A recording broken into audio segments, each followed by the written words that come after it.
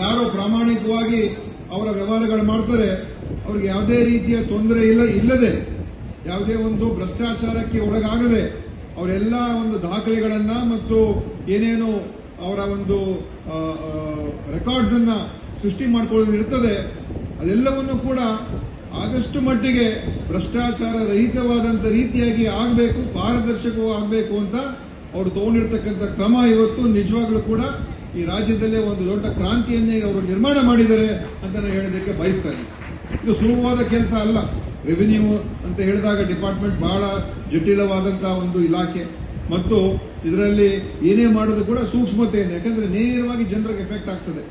ಇದ್ರ ಏನಾದರೂ ಹೆಚ್ಚು ಕಡಿಮೆ ಆದರೆ ಜನರ ಮೇಲೆ ದೊಡ್ಡ ಒಂದು ಅದರಲ್ಲಿ ಸಮಸ್ಯೆಗಳೆಲ್ಲ ಬರ್ತದೆ. ಯಾವುದೇ ಒಂದು ಬದಲಾವಣೆ ಮಾಡಕ್ ಹೋದಾಗ, ಹೊಸ ಒಂದು ವ್ಯವಸ್ಥೆಗಳು ತರಕ್ ಹೋದಾಗ ಅವಾಗ ಖಂಡಿತವಾಗಿಯೂ ಸಮಸ್ಯೆಗಳು ಬರ್ತದೆ.